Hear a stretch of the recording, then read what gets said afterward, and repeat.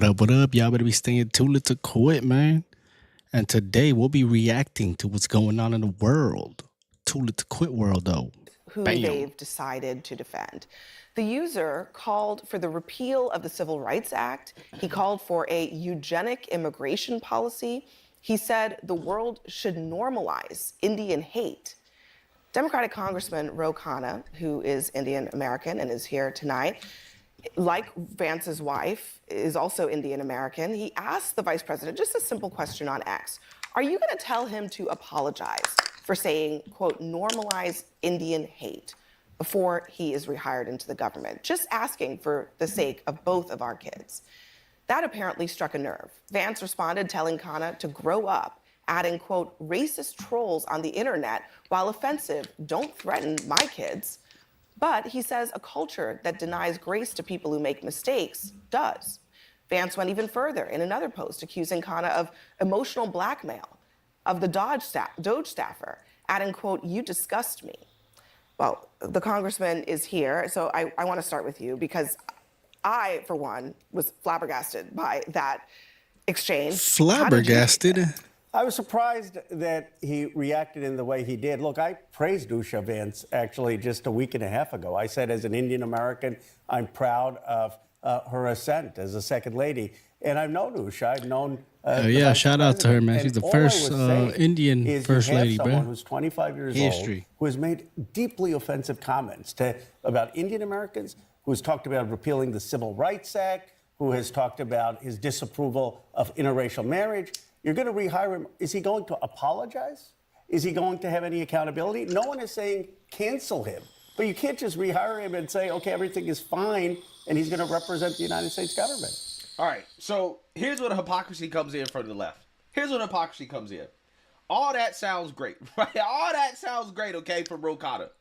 But the problem is that for these people that claim to have such a big issue with so-called racists working in the government, why do they have zero problem with all the racists that are currently working in the government that are Democrats? I mean, this is very simple. We right now have a white supremacist that is sitting in the White House. Bruh. He is backed up by other white supremacists. And if you really want to know who the criminals are in this That's country, you crazy. can Google it. You don't have to trust me. But the people that commit 80% of the most violent crimes in this country are white supremacists. Yet for whatever reason, What? they sit and they serve at the pleasure of the president. They are the ones that were there on January 6th, tearing our democracy down physically. Hold and up, now hold we up, have hold them up, tearing hold up. us There's down some math right that's not here math from in here. within. That's what's happening right She now. says 80% of violent whatever goes to white people. I wonder what the ratios are with white people and minorities in jail.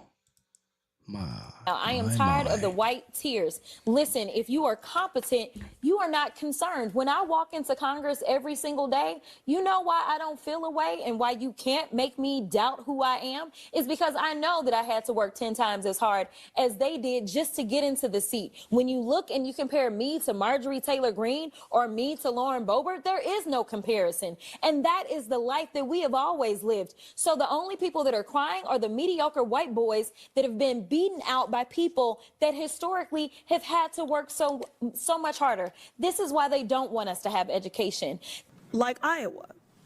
Governor Reynolds, let's learn more about the state. Oh, damn. Do you know what percentage of Iowans are white and what percentage are black? Is that her style, or does she have a... I don't know the exact Alopecia. percentages. No, we're by far a larger percentage of white population. That's correct. Iowa is 90% yeah. white and only 4.5% black. So that is drastically different from the national population. So when Republicans suggest Iowa should be a national model, they're advocating for a government that doesn't reflect our country. So let's talk about what this model. Wow. So this is why, once again, we have fake outrage from the Democrats, right? Fake outrage. These people don't give a damn about racists being in the government. Some of these superstars of the Democrat Party are overt anti-white racists. What you just heard there from Ayanna Pressley talking about Iowa was her basically saying, listen, we can acknowledge that Iowa is great in all of these things because that's the whole point of the hearing, right? They were talking about Iowa being a leading state in this country when it comes to retirement, when it comes to cost of living, when it comes to governance. When They it need to comes get to rid of Al things that, Sharpton and the all American them people old actually care about. farts that's been on Iowa this is thing. an Like, up-and-coming y'all state. haven't really It's a done really good anything. state. Okay. Get outta here. Republican led. It's a Retire. good example of what happens when you have good, conservative, solid leadership. Okay. Ayanna Pressley says, nah. We Race shouldn't hustlers, man. use that as a model because the state is too white. Right? There's too many white people. Therefore, it's a problem. It's always doesn't been get more white racist people. than that. But again, where's the boohoo whining crime from CNN? Where's the boohoo whining crime from Brian Tyler Cohen? Where's the boohoo whining crime from the Democrats? So again, I want you to understand, we live in a world, a country, where it's okay to be openly racist towards whites. And you can work for the government. You can get a job on national television. You can be at the highest levels in corporate America, academia. You can be an elected politician. And nobody cares, right, that you're racist. As long as you're racist towards whites, great. Okay, awesome. Nobody gives a shit. But if you just so happen to express viewpoints in which you may be racist towards so-called people of color, now all of a sudden it's a problem. Now all of a sudden the tears are coming out. This is terrible. The worst thing is we can't have a racist working for the government. It's like, we already have racists working for the government. What are you talking about? What are you talking about? What you crying about? Again, that's the issue. It's not their type of And racist. Jamie That's why, Vance is man. right. Come on, and I'm not man. even supporting what the dude said. I don't agree with what the dude said. But to me personally, I don't give a damn about the dude being racist. All I give a damn about, can he code? Right? Is he a great engineer? Yeah, can he get the job Is he gonna done? get the job done? Which, according to the people who kind of know what's going on, these guys are working like crazy. They're working around the clock. I hear they're that is sleeping. unheard of within our government. They're like working like nurses. I'll give you one anecdote, which is I've been working late here a number of nights at the EOB. And I won't tell you where the Doge guys are based, but I know where their office is. So I just went by there to say hi. The whole room was full of young coders. I think they were engineers, but they're wearing like suits and ties. So that's a little different. But they were all working really late. I mean, they're working there late up Friday night. And the facilities people don't know what to do because they've never had people like asked to stay late on Friday night before. So they've had to create new facilities access for these guys. Yeah, so we got one of the best teams of engineers in the world. Damn, working around the clock, bruh. To fix our government, to upgrade our systems. That's To do crazy. things that is going to benefit the American people. To expose the Democrat Party and their corruption. I only seen that stuff in like But I'm movies and supposed to like care little about cartoon one shows. of these guys or a couple of these guys, who knows, right? According It's to actually media, happening all right of now. them That's racist. tight. They're white supremacists. I'm supposed to care about them being racist, but I'm not supposed to care about Jasmine Crockett and Ayanna Pressley being racist, though, right? We're supposed to be totally fine with that. Elected members of Congress. Again, this is why the tears from the Democrats are fake. They have no room whatsoever to be boohoo whining crying about so-called racists working for the government. Zero, none. So, me personally, since this is what we have, okay, racists working for the government, all I care about, can they get the job done? That's it. That's all I care about. I don't even care what color you are, bruh. I don't give a damn about that. Can they Shoot, get man, the job get the done? job done, man. That's all I give about. Why not cancel him? Just asking. Because we're living in an era where we're being told that if you talk about diversity, you should be canceled out of the government. But you can Hold up. racist posts as of a month and a half ago and welcome in. Yeah, in a world Well, where nobody's canceling you for That talking about D- diversity. hey, bruh. You're being canceled because your job has nothing. Bruh, that DEI stuff, man, I didn't even benefit off of that, so I don't even care, bruh. Look at me. I've been dropping reviews and stuff for how long? Nothing. So who cares about that DEI? to do with making the I didn't government benefit off of more it. productive, right? Fuck the That is DEI. why the DEI people are being canceled out of the government. Okay, that's why, because you're being paid. It's just to that do I didn't something that benefit does off not it. That's produce why I a can positive care return on less. investment for the American people and our tax dollars. Again, a concept that's too complicated for Abby Phillips and her simple brain to grasp. DEI and critical race theory and affirmative action are under attack, I feel like we're protecting white supremacists and racists and attacking black and brown people who want to be part of the fabric of the country. And I'm curious how the vice president would explain to his Indian children why he stood up for somebody who said normalize Indian hate. Like, what would he say? And that He issue also may not called- come up He today. also It may called the come up- guy a racist troll. He acknowledged that this person who he wants back in the government is racist. They obviously fired him in the first place, right? Why did they fire him? Well, and I think there's two things that I see happening here. The first one is that this is the signal to his voters that we are going to let these things slide, that you can't be canceled anymore. For all of us, however, the other hold up. vast majority of Americans, You're telling me we're they're getting rid of standing cancel by the culture? fact that we are going to hold people accountable to that. F And with for all due cancel respect, culture, bruh. Congressman, an apology would Cancel not culture was suffice for canceling you in this for saying particular stuff you actually circumstance. This knew. is a Or moral facts. character bedrock cancel you of for that. somebody's perspective of the world. I don't care what you got on your grades at Stanford. I don't care what coding competition you won. These are not the kinds of people who should be filtering the biggest decisions in the design of this So what? He's country. banished off into the desert No, for eternity? you're- Like I'm wreck his not life, interested wreck in his doing career, send him off into So you're nowhere. okay with racism in your party? Hold on, man. Let me finish. That is not what I said, so don't even go there. Absolutely not. I think it's important what he said. I frankly agree. If he's willing to acknowledge what he said was wrong and apologize for it, we are a Which he compassionate didn't people. do, Why can't we though. give He us? didn't do that. Well, we don't know that he's done that or not. But he But has I'm just- access to the World Wide Web, and you're welcome to apologize. We're very much looking forward to it. I'm just saying. I don't think he need to apologize, right? I think that the people that he should consider apologizing to, probably the people on his team, okay? But even then, you supposed to apologize for having an opinion? Has Jasmine Crockett apologized? Has Ayanna Pressley apologized? Has any of the racist Democrats, have the black racists and the Democrats, have they apologized for anything?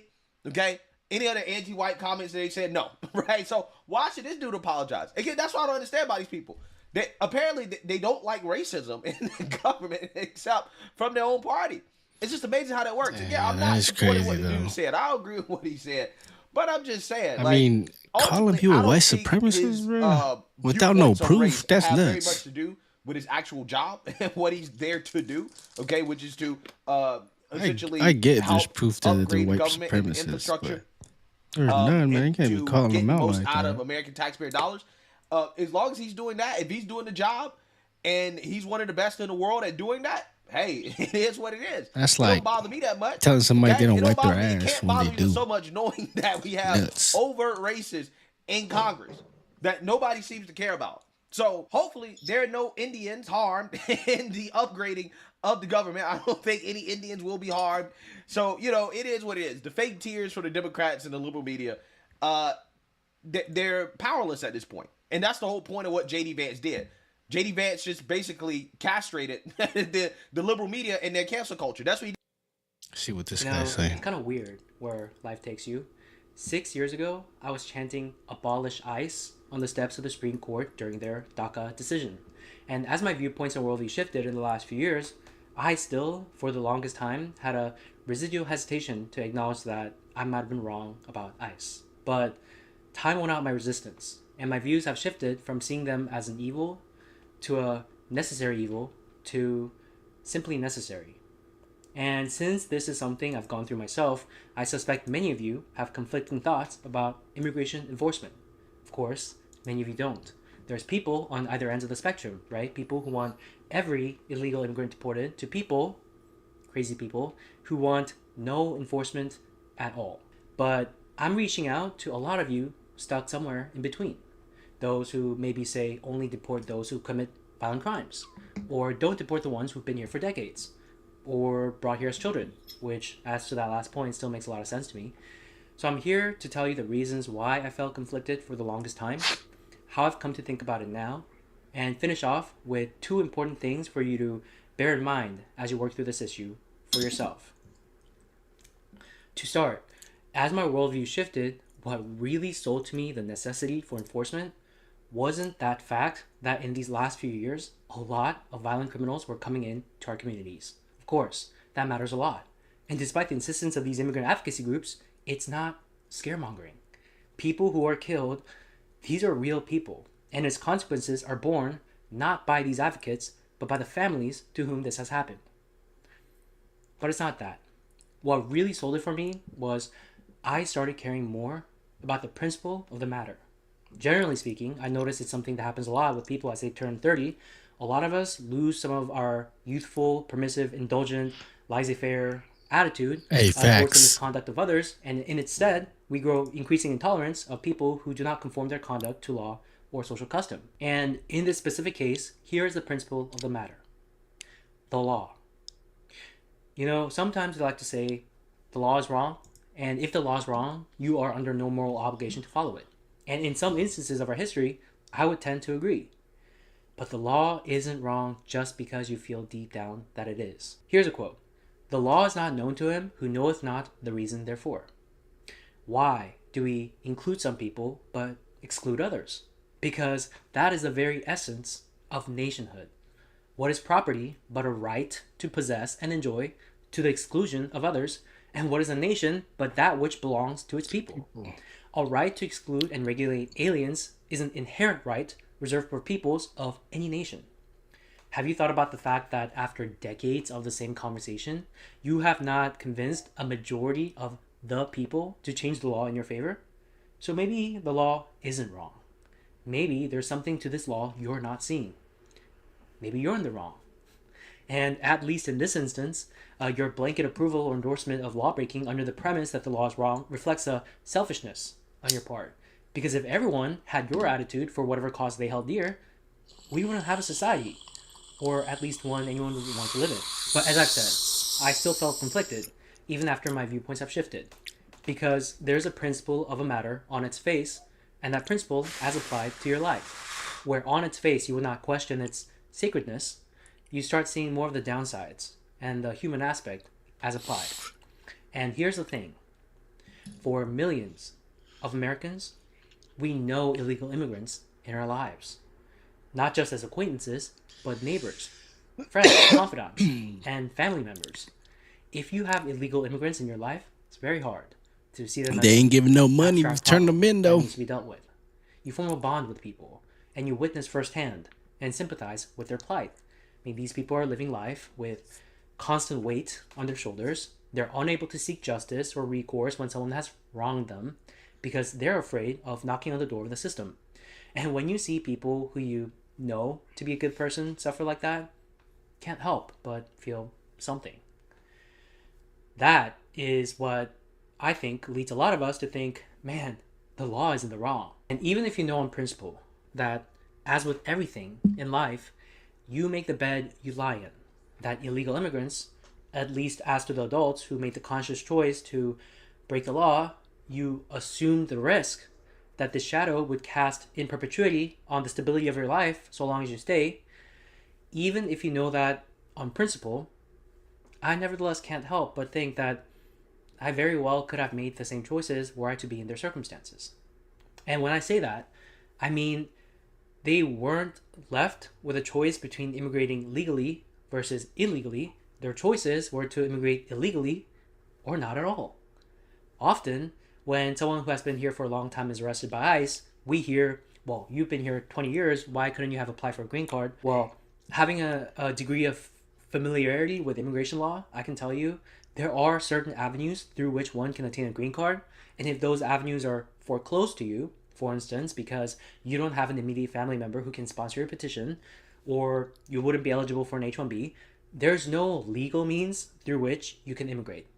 And I was never in this circumstance, but if you feel like you have nothing else to lose because the country in which you were born is either dangerous or present no opportunities for upward mobility, I could see why they would make that choice to break the law, because here's a way better place to live. So yeah, simply saying, they should have done it legally is kind of a half-truth. But there's also a lot of other half-truths that are replete in this dialogue about immigration. Half-truths that confuse and mislead the jury, that is the American public. And sure, some of it weighs in favor of the illegal immigrant, like what I just mentioned. But there's also a lot of half-truths going the other way, and those merit discussion as well. Here's one. They say illegal immigrants pay taxes. And here's the thing. if you are a undocumented immigrant, that is to say, you do not have legal status, but you are in some way accounted for by the government, sure, you pay taxes. So that be, for instance, DACA recipients, out-of-status TPS beneficiaries, or you faced a removal proceeding and your removal was withheld by the judge, also known as withholding of removal, or you circumvent U.S. labor laws barring unauthorized work by creating an LLC, working under the designation of an independent contractor by getting an ITIN number issued. In all these instances, the illegal immigrant pays taxes. But these limited category of people do so because, like the rest of us, they have to. They're accounted for by the government. They're in the system. The government will come after them if they do not. But this represents but a small fraction of the illegal immigrant population. Okay? The overwhelming vast majority, the rest, do not pay taxes. None I've ever known throughout the course of my life did. Vast majority don't have a social, nor an ITIN number. Many don't have a bank account. They earn cash and spend cash, and none of it goes to our collective pot. I can understand from their perspective why they would hesitate to reveal themselves to the system, but it's also not right as a matter of generalization to say that illegal immigrants pay taxes, okay? Because you're arguing the rule from the extremes.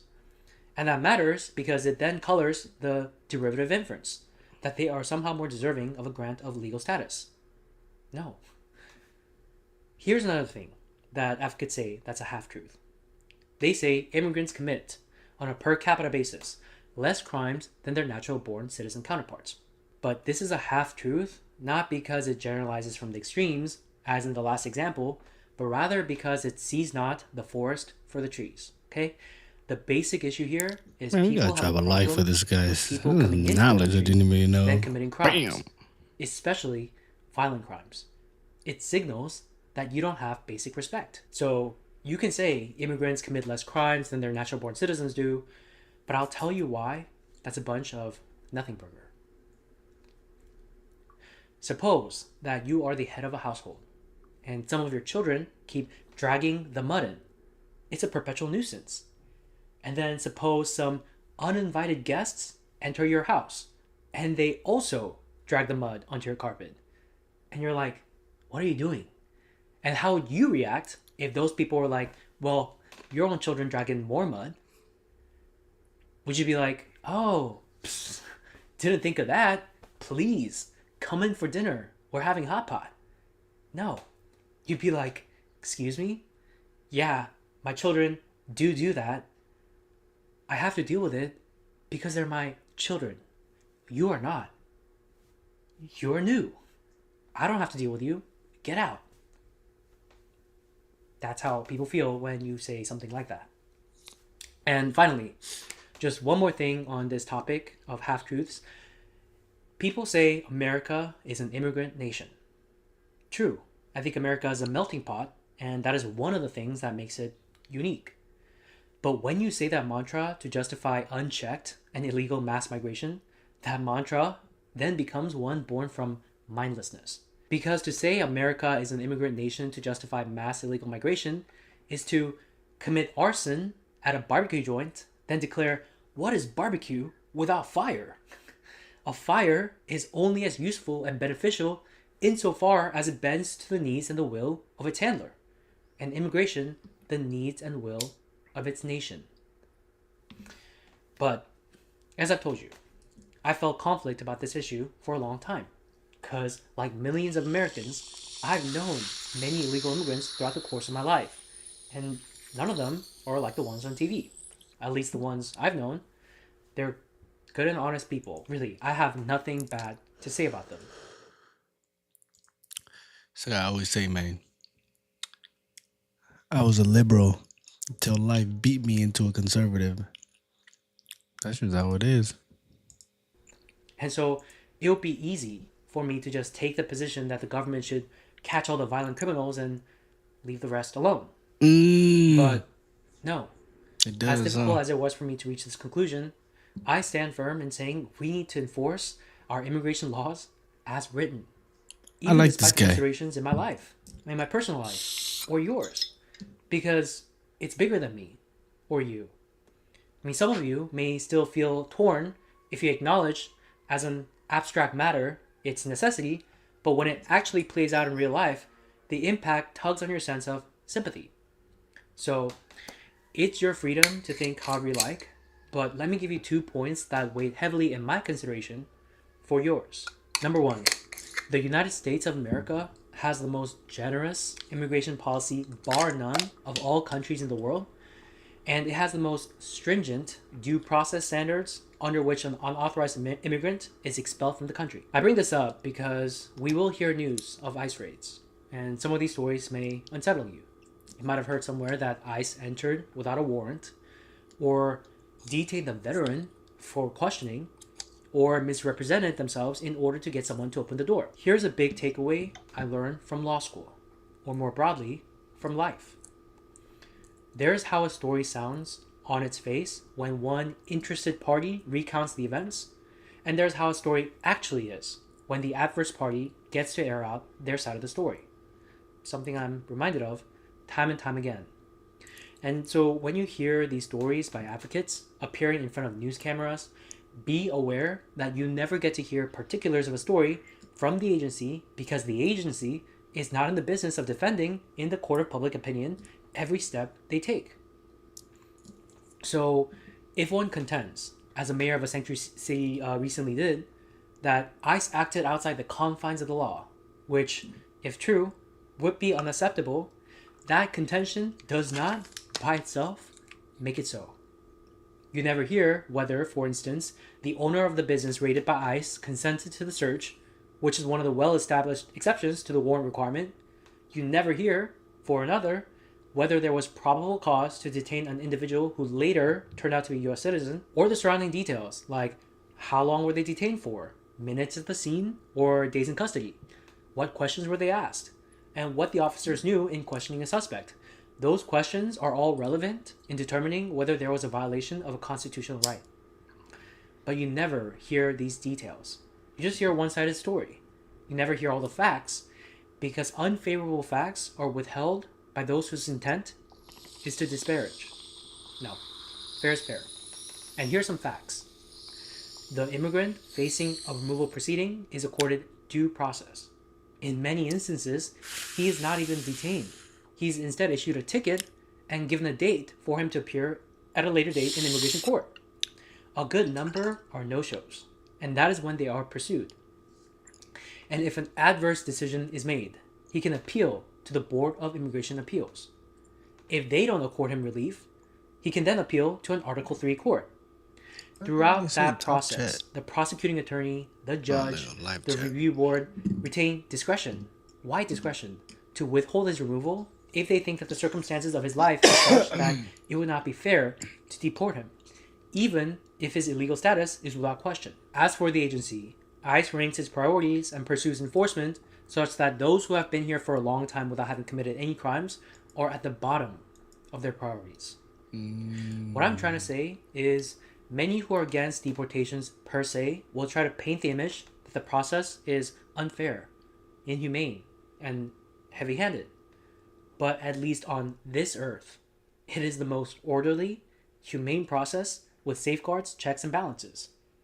Doesn't mean it's perfect.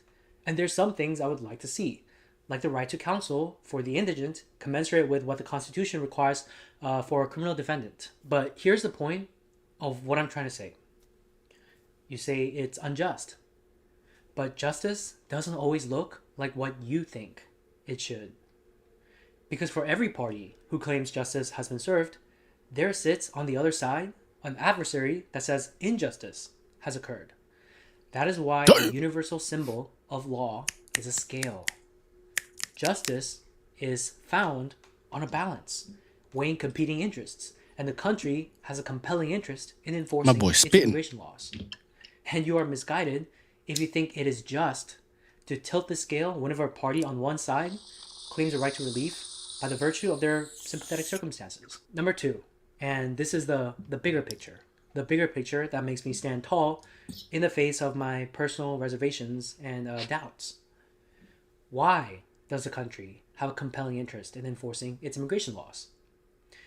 Because that is about the survival and continuation of a nation. Under the last administration, we saw what it looks like when you take a permissive approach towards this issue. 2 million people have entered successfully without inspection within the span of a few years, including some who have been deported not once, not twice, but 10 times. So I said to you earlier, a fire is only as useful and beneficial insofar as it bends to the needs and the will of its handler, and immigration the needs and will of its nation. Here's the thing we should talk about. Yes, Americans of the 21st century include people from all over the world, and that is one of the things that makes America special in my eyes. But for any progeny of those who immigrate, again, from all corners of the world, you take on a distinct American identity, blended yet separate from the identity you hold from your ancestral roots. You are Korean American, you are Mexican American, you are Ethiopian American, you are Polish American. But at the end of the day, you are still American. And as with any identity, there's a character and spirit attached to that American identity, born from American culture, history, and tradition. Certain belief systems and institutions whose continued existence depends on the command of this land by people with this identity. I'm talking about things like rule of law, due process, separation of powers, federalism, guarantees of individual liberties, constitutional protections of the accused, separation of church and state, right to bear arms. But I'm also talking about the intangible culture sprung therefrom, like suspicion towards a centralized authority, or its attempts to disarm the populace, or an unapologetic expression of individualism as against a hostile collective. And herein lies the difference between legal and illegal immigration. The difference between controlled pouring of water into a glass jar and dumping it until the jar tips over. The lawful immigration process is one by which the American people safeguard these belief systems and higher ideals. With the orderliness and constraints of the lawful process, immigrants and their succeeding generations learn, at least to varying degrees, to assimilate into a dominant American culture, embrace these ideals, and thereby become American. And they are, at least to me, as American as those whose ancestors came on the Mayflower. But unchecked and unauthorized mass immigration is dangerous for that very reason. It tends to dilute the social political power of those among us who are attached to this culture and identity. It tends to deepen the crater of disloyalty of the people to their country. History is replete with such stories. If we had it the way some people want it to be, no deportation, no enforcement, which means an open border, you are spelling for the succeeding generations the end to this country. Because if people who have no attachment nor loyalty to this land begin to settle at overwhelming rates, the public conversations we have about what this country is supposed to be about will look very different. You know, some people will say, oh, that's hysteria. You know, it's the great replacement theory. Look, by saying that, you're dismissing a legitimate concern. You know, I'm here to tell you, I don't care much about the racial composition of the country. Some of you might. I don't. In fact, I like it very much that it's a melting pot. That's not the issue.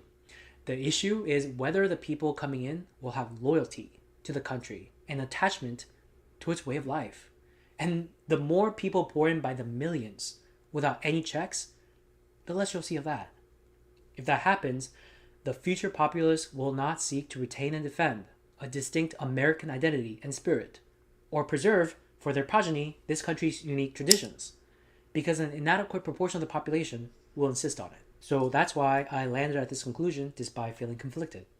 There's first the principle that a society not ruled by authoritarianism or mob justice requires law and order.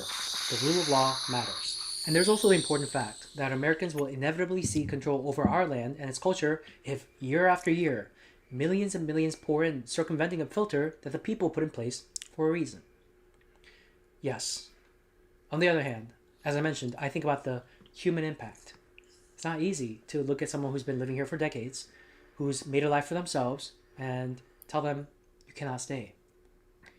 And taking a step back and seeing it from a bird's eye view, sometimes I wonder about the cosmic justice aspect of it all. You know, where we're born, what opportunities we have. It's all about the lottery of life. You know, for many of these illegal immigrants, living as a silent underclass in America is preferable to their lives back home. And I wonder to myself, is it fair for me to stand against it.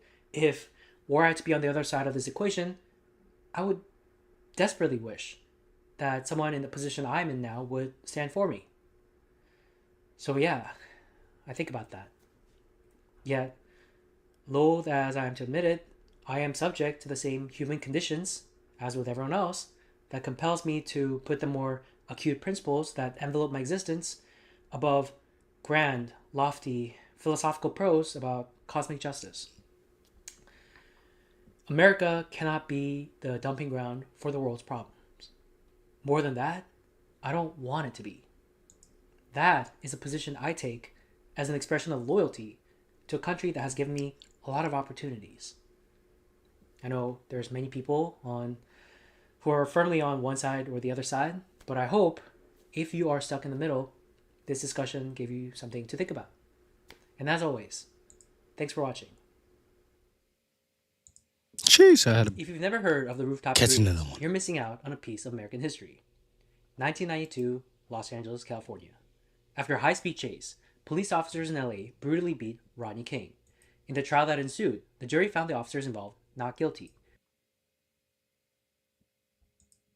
The acquittal drew outrage, as well as larger debates about police brutality. It was the catalyst for a violent riot lasting nearly a week, a riot that killed dozens of people, injured thousands, and destroyed God knows how many properties, people's livelihoods. But curiously, the Korean community in LA became an integral part to this story, not by their will, but by the thrust of history. When the riots began, rioters specifically targeted Koreans and Korean businesses. Koreatown was burning, Sheesh. and the Korean people, whose men and women were brutalized during this chaos, whose stores were ransacked, took up arms to fight for their lives. Many stationed themselves on the rooftops of their stores, ready to gun down would-be looters in defense of their livelihood. Hence the name, the Rooftop Koreans. It was a moment of truth, one to which we all get an ephemeral glimpse from time to time, when the cataclysmic forces of life tear destructively through our habit and routine, and in its wake lay certain seedlings, realizations about what matters the most in life: people and community. It was a defining moment for a generation of Asian Americans. The story of Rooftop Koreans is many things. For one, it is a story about the Second Amendment. When the government, egged on by your fellow citizens, seeks to infringe on this fundamental right, you can go ahead and relay the story of the Rooftop Koreans. The Korean Americans of LA were obliged to take up arms because, amidst the deluge, the overwhelmed LAPD retreated to wealthy pockets of the city to defend the glitzy areas of Beverly Hills and Century City, leaving them to fend for themselves. When their government was incapable of protecting them, their constitution did. Reflects a certain wisdom of the founding document, whose reluctance to see government as the solution to the ailments of the people was clear. But more importantly, at least to me, it was a story of a great people confronted with a tide of history taking their fate into their own hands. It characterized the fighting spirit of Asian Americans and our willingness to guard what is ours: our people, our neighborhood, our property. Fast forward to today, Koreatown in LA stands as the largest one in the world, whose booming businesses are enjoyed not just by Koreans, nor just by Asians, but by people of all races who have come to regard the neighborhood as an indispensable staple of the city of Los Angeles. That is the legacy of our forefathers. Yes, the Rooftop Koreans, but not just them. All of our antecedents who drew their own blood, sweat, and tears into bettering their lives, improving the material conditions of their existence, and thereby laying the foundation for the prosperity enjoyed by their progeny.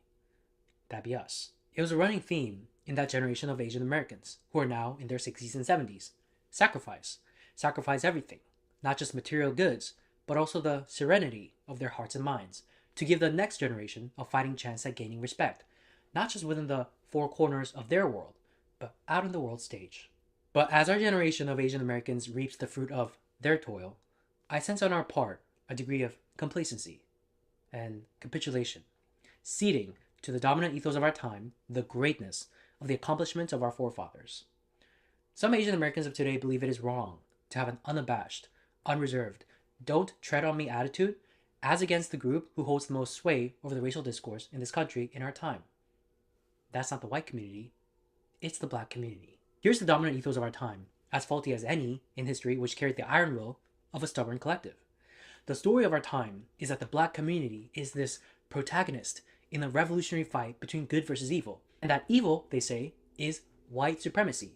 Not white supremacy, the belief system that white people are inherently superior, but white supremacy as in that the disparate results we see today is the doing of a quote-unquote unfair system. And the rest of us, we're told, must stand alongside the black community as dutiful, loyal allies. They're the main character, and we just along for the ride. And where our interests diverge, we cannot acknowledge that fact, much less have a discussion. If our interests diverge, Asian Americans are told, it's because we're siding with the system. We're siding with white supremacy. We're siding with white people. It's not that we're people with a discrete identity with our own interests. It's not that these disparate results are in actuality caused by a real intergroup differences with regards to attitude, behavior, and culture. They can't stomach that. So when we advocate for our interests, instead they say, you're letting yourselves get used by white people. They tell us that as they defend affirmative action, an institutional form of racism that's harmed our young Asian students. They look with disdain at the phenomenal socioeconomic rise of Asian Americans within the span of 2 generations. They lecture to us, don't get too prideful now, that has nothing to do with the sacrifices your parents made. It's because you're, get this, white adjacent. Don't perpetuate the myth of the model minority. Now, I quite lament, this is how we talk about the rise of Asian Americans. I'm guessing part this of the guy's fault Asian. lies within us. Korean Thanks Asian. to the Asian Americans in the public eye who purport to speak on our behalf in public discourse about race. This USAID thing that's going on, you know, Mike Benz has been on that like a pit bull, and I've been somebody following reacting him to on me X, reacting and to he's it. going to come back on here and kind of It explain is everything. But crazy. he explained it the last time he was here, and I don't think I really grasped it until Elon's 6 wizards. He brought in some young wizards. It's just really weird to hear this because, like, I called them wizards too. How is this happening? Yeah, that's what I called them. Grand wizards? Well, to be fair, one of them kind of was. To go in there and go over the books, and they are just finding crazy shit. Yeah, that's why, see, you guys don't understand it. But you see all Kanye West tweets, you think that he's going crazy. That's actually his application to join Doge. Great. And it's so interesting. I was listening to a left-wing podcast today. I like to mix it up. You know, I listen to all kinds of different stuff. And it was like I was listening to a different world. Like, they weren't even talking about all of this corruption and all this obvious buying of influence.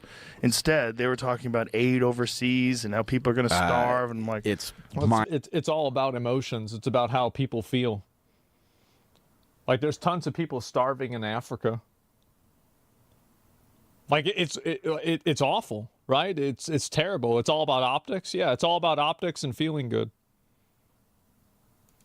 Mind-boggling. You ever talk to Rogan? There's also I have never spoken to Joe Rogan. As far as I know, he does not know that I exist. Maybe Elon complained to Joe Rogan about me, but I don't even think that happened because it wasn't really that big of a deal. Go on his show. I would love to go on the Joe Rogan show. The probability of Joe Rogan wanting me to be on his show is, I would say, very low. So I have to say I'm upset at the general pattern of a failure to recognize how right those of us who hypothesized that there was a racket that had overtaken our entire government. I am so sad that my mom isn't alive to see this. Because if she was here, she would be, oh my God. She would be so fucking vindicated, it would be insane. What would she say? I told you, you didn't want to listen. See, you thought I was wrong. How about that, huh? See, what did I say? She was right. She was. Governance structure, we turn out to be absolutely right about this, and no one's going to mention it. That's mind-blowing. it's very strange that the media is ignoring it, especially the left-wing media. It's just too big of a win for the right, and so they're just ignoring it. And then they're just highlighting the good things that USA did, which I'm sure it probably did. Probably had to do some good things to, like, at least justify its existence. To while it, as a cover story, I'm not even sure. Maybe it doesn't change anything. Obviously, this was a mechanism used to funnel money to all sorts of things that we didn't vote on, that don't make sense in light of our Constitution. It's crazy about how everybody talks about how Elon Musk wasn't voted on, but there was like this massive shadow government going on and all this money that's being spent constantly. And I don't think I ever voted on that. I wasn't even aware it was happening. So how's that go? Institutional structure. And how does that work? You know, I obviously have concerns like everybody else about where this train takes us, but seeing that structure broken up it's a huge relief. They gave $27 million to the George I don't know what it Soros is, but prosecutor fund. This guy's I thought he was eyebrows, I've been fucking looking rich. at that all the time. Can't he fucking pay for it? Really? Like, I mean, this is like if I go out to dinner with people, I always pay for it. Like, they don't need to pay for my fucking, like, really? It's insane. So our own government That's how we got rich? is funding this left-wing lunatic who is hiring the most insane prosecutors who are letting people out of jail who commit violent crimes. And that's exactly how this racket worked, is that the ability to tax the American public and then effectively get us to pay for being propagandized, for being surveilled, that's the game. And I think this calls for a new Metal Gear Solid game. I do. You know, we got Snake Eater coming out pretty soon. Yeah, Kojima's really got to cook something up for this.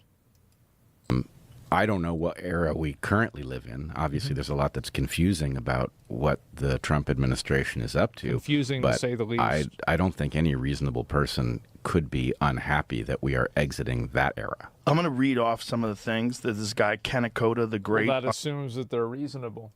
on Twitter listed. And this is off the Jesse Water Show. USAID, $20 million for Iraqi Sesame Street. $2 million for Moroccan pottery classes, $11 million to tell Vietnam to stop burning trash, $27 million to give gift bags to illegals.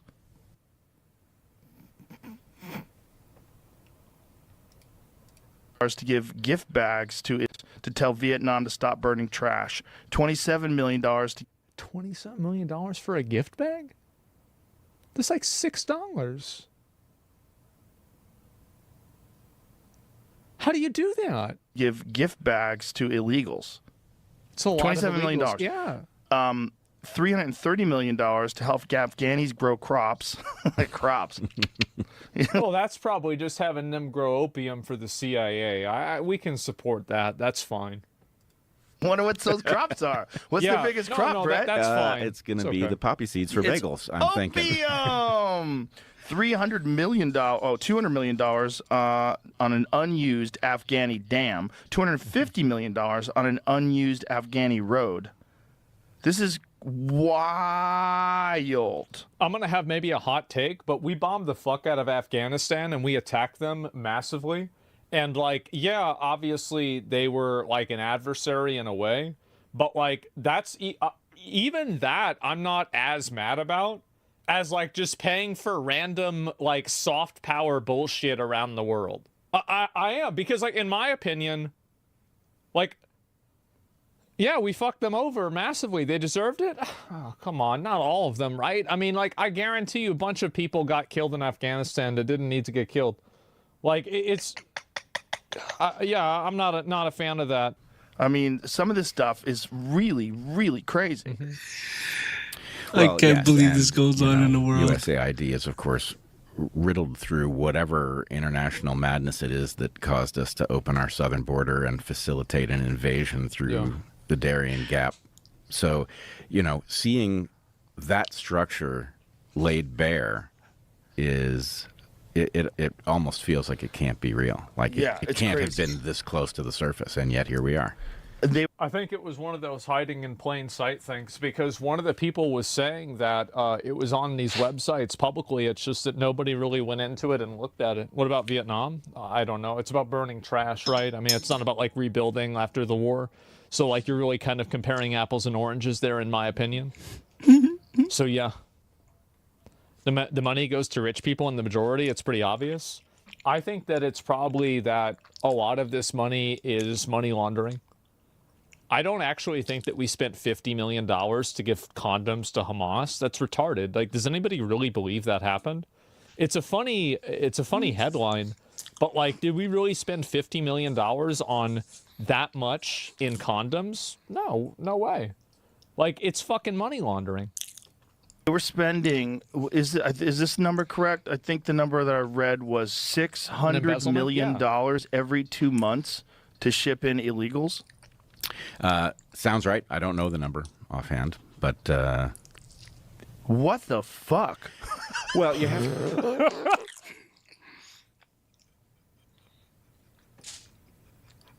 Yeah, true. You have to realize that basically we had a shadow apparatus functioning, and it involves all kinds of things. It involves payoffs to people who didn't deserve them. It involves contracting to entities that were necessary to get the work done. So I don't think we can properly understand what these numbers mean and what they're actually being used for, but it was a racket. Well, we were always wondering, like, why is our debt so high? Why is the national debt? Well, that's why they hired, like, that 22-year-old kid. He was able to decipher the Dead Sea Scrolls, or not dead, the fucking Mount Vesuvius, charred scrolls in ancient Latin. I think that he'll be able to figure out like where this money went also. Yeah, we've got big balls on the job. So high. The Pompeii Scrolls, like, why is our deficit so insane? Well, this is it. We got big sure balls seems like on it's the job. very illuminating. I work for the Department of Energy. Let me show you what they did with the leftover money. Each year I was there, the Fed would have millions of dollars left over from funding. Instead of returning it, they would just give it to the contractor as a bonus.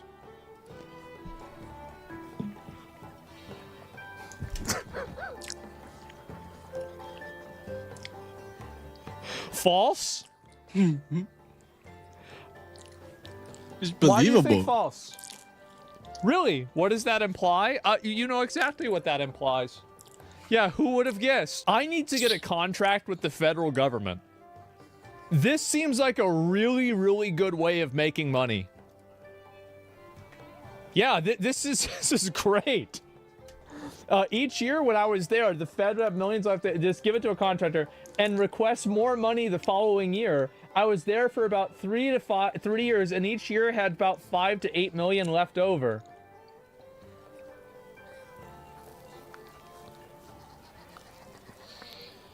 That could have been an extra $5 million. You know what I could have done with that money? Absolutely fucking nothing. But I would have had it.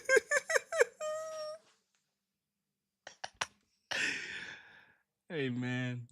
I like that dude, too, dude. That's hilarious.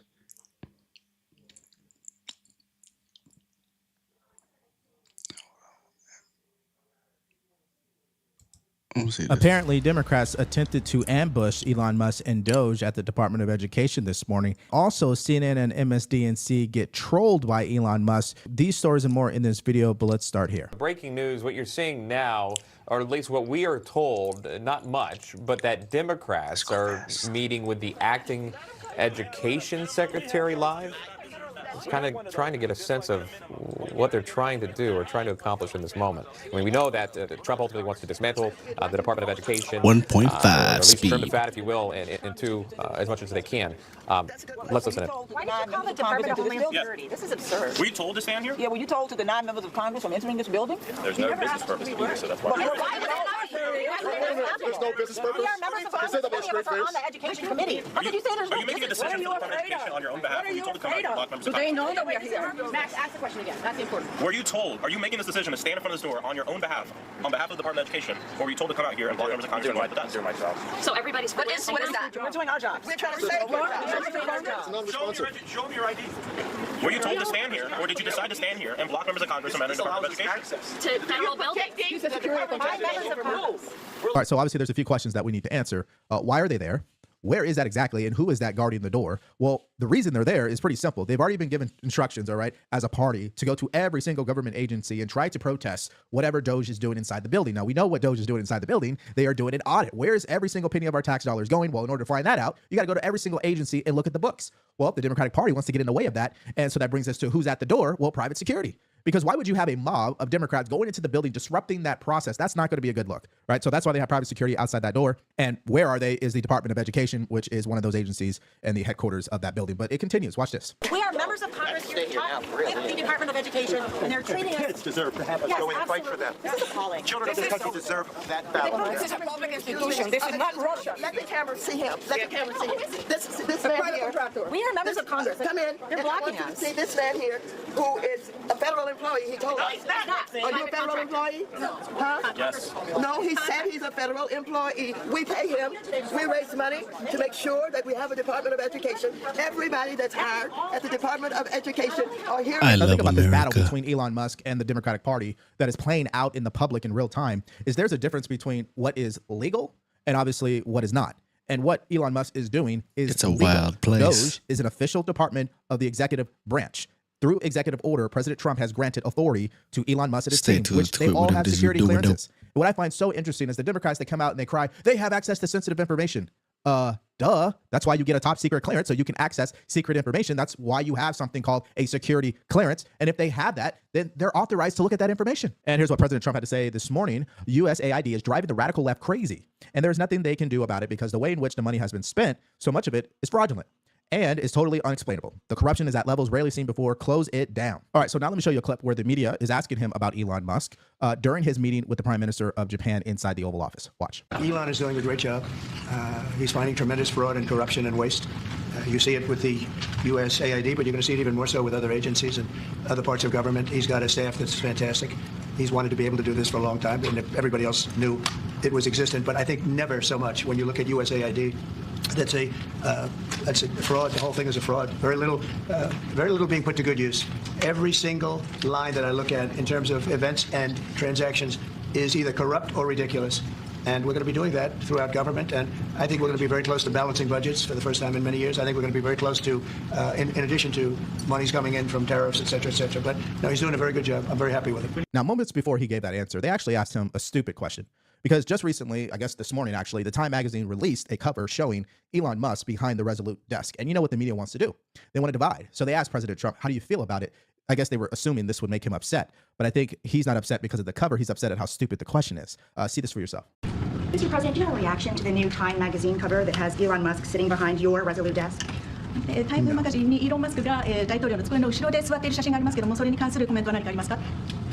Is Time magazine still in business? I didn't even know that. Let me explain why I said that was a stupid question from the media, because in that same meeting, the Prime Minister of Japan announced that he would be making sure that the company Isuzu, which is from Japan, opens up a manufacturing plant in America. I would think that would be great news given the poor job reports that just came out showing how much of a failure the Biden administration was as it pertains to creating jobs. But no, they don't want to talk about that. They want to talk about who's on the front of Time magazine, which nobody reads. Now, in case you haven't seen the actual cover, here it is. It's got, word Time and then Musk behind the Resolute desk. And this is what they spend their energy on. Now, here's Congresswoman Maxine Waters going on to MSDNC to justify their ridiculous behavior. Is this the new tactic or strategy that Democrats are embarking upon to draw attention to the many things that are happening right now within the Trump administration? Should we expect more of these types of efforts? Yes, you can expect more. As you know, we had thousands in front of the Treasury Department just 2 days ago. We were Maxine locked out. Water, This is where race hustler. Elon Musk had gone in and has access to all of the payment systems in this country, and who has all of the access to all of our private information, the Social Security numbers on everybody in this country, all of what is happening with the tax revenue, on and on and on, all of the bills to be paid. He has all of that. Elon Musk is basically a government gangster who's acting as president of the United States of America, and he is wreaking havoc on this country. All right, so here's the problem with the Democratic Party. They're great at selling lies, and so is the media. And they're going to tell you to your face, no, Elon Musk is taking people's personal information and he's going to do something with it so he can financially benefit himself, when there's no evidence of that. But let's say we take what she just said as truth, that Elon Musk has access to this information. Do I need to say it again? He has a top secret clearance. Okay, someone who has that level of clearance can access people's social security numbers all day long. That is not an issue. Okay, that's the first thing. The second thing is, if they go down to the Department of Treasury, they don't actually have access to do anything in the system. All they have access to is to look at the information. but they're going to lie anyway because they know it doesn't matter if they're fact checked because they got the entire party and the liberal media pushing this narrative. Now, one of the funniest moments, in my opinion, was this exchange between Maxine Waters and the private security guard when she demanded to see his ID. What's your name? Tell us your name. Give me that ID again. So what? I showed you the ID. You do what? I showed you the Could ID. you let me see the ID again? Huh? No? Will someone else ask him for the ID? Will you ask him for it? He won't let me see it again. You didn't see it. You didn't see it. They didn't see it. Clearly, this is one of the most disturbing things you've seen from her. We're talking about an individual who does not believe in voter ID. She says it's racist, but now she's demanding to see somebody else's ID. Make that make sense, please. Now, while she's too busy lying about what access Elon Musk and the Doge team has and what they plan to do about it, why don't we hear what the truth is from the Secretary of Treasury? Watch. First of all, when you say the Doge team, these are Treasury employees. Two It's Treasury not a employees. real One of whom I place. personally interviewed in his final round. There is no tinkering with the system. They are on read-only. They are looking. They can make no changes. It is an operational program to suggest improvements. So we make 1.3 billion payments a year, and this is two employees who are working with a group of long-standing employees. The letter that the Treasury Department sent earlier this week talked about how the team currently does not have access to change the system. Have they at any point this year had the ability to make changes? Absolutely not. This is no different than you would have at a private company. And by the way, the ability to change the system sits over at the Federal Reserve. So it doesn't even lie in this building. So they could make suggestions on how to change the system, but we don't even run the system. That's according to the Secretary of Treasury. But again, that's not going to stop the media or the Democrats from trying to run hit pieces against Elon Musk and the Doge team. Now, he did say something that was very interesting. He said, it's not necessarily the Doge team. These are people who've been hired by the Treasury Department. And I think that's also what's taken place is each of these departments, they have hired people, brought people in. They are now employees of that department with the right security access to do the things they need to do to tell people where our tax dollars are going. Again, that does not stop the media from running hit pieces on these individuals, which led to one of them actually having to quit. And I can't wait to show you what Elon Musk had to say as a response. But let's first hear how funny and how embarrassing the media is when they try to run a hit piece on this Doge employee. Watch this. So this is a 19-year-old high school graduate who has used the unfortunate nickname Big Balls online. So that would be one way that we could refer to him.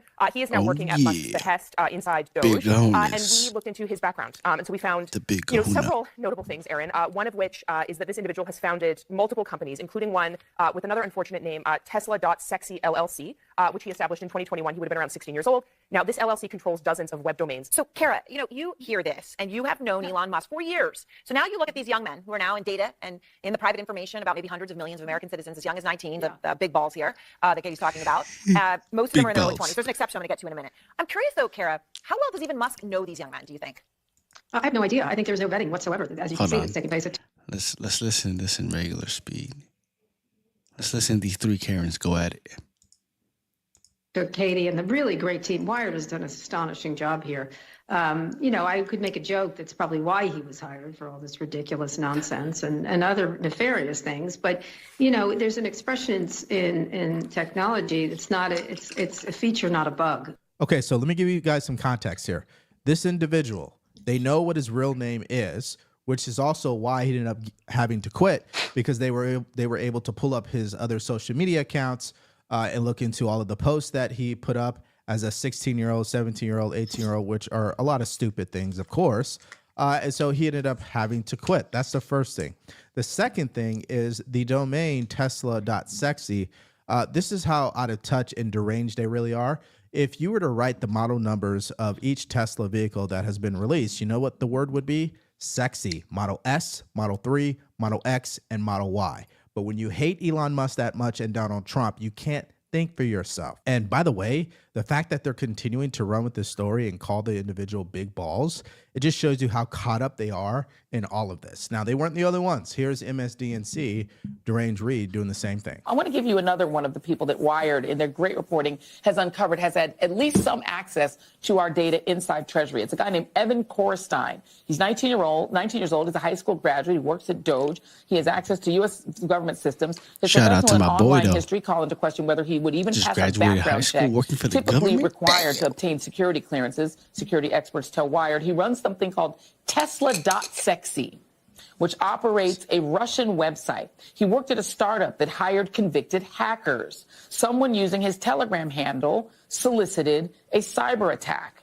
And on his LinkedIn, and I apologize to the Saints out there, and we know a lot of the Saints listen to the show, he called himself Big, B-A-L-L-S. I won't say the whole What's wrong words. with I Big won't be Balls, vulgar. man? That's what he calls himself. So Big, B-A-L-L-S, can't have has big all of our balls? Social Security data and maybe downloaded it, maybe didn't share it, maybe did. Listen, I'm sure there are more quality things, more pressing things that the media could be talking about, but this is what they've been spending their energy on, of course, and this is what Elon Musk had to say. One of his initial reactions. This was actually on TV, and if you read the actual lower thirds there, Wire Doge teen known online as Big Balls, now a government expert.